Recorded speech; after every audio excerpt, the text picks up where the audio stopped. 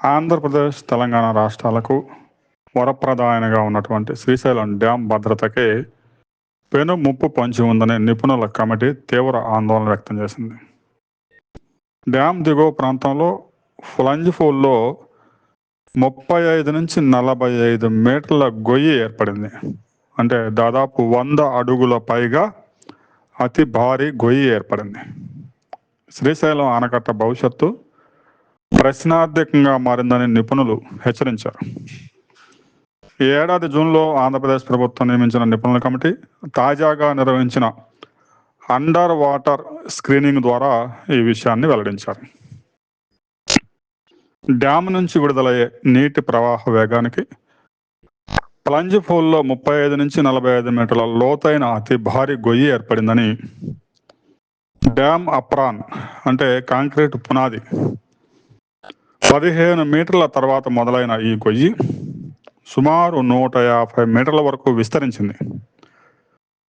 దీనివల్ల డ్యామ్ అప్రాన్కు తీవ్ర ముప్పు వాటిల్లింది. కాంక్రీట్ పునాది అప్రాన్ కింద 4 మీటర్ల లోతైన రంధ్రం ఏర్పడి అది డ్యామ్ వైపు 15 మీటర్ల వరకు విస్తరించింది. దీంతో కాంక్రీట్ పునాది సగభాగం ఎలాంటి ఆధారం లేకుండా గాలిలో వేలాడుతున్నట్లు నిపుణులు గుర్తించారు.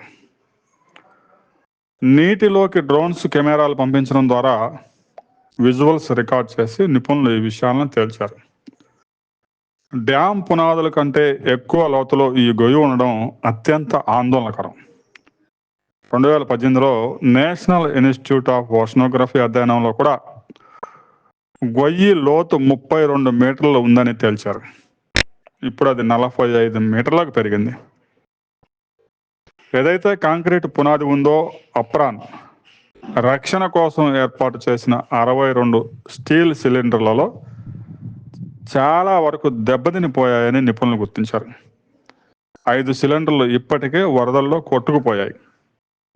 విశాఖకు చెందిన సీలైన్ ఆఫ్షోర్ డైవింగ్ సంస్థ సహాయ సహకారాలతో జరిగిన ఈ అధ్యయనం తర్వాత డ్యామ్కు తక్షణమే మరమ్మతులు చేపట్టాలని నిపుణుల కమిటీ సిఫారసు చేసింది.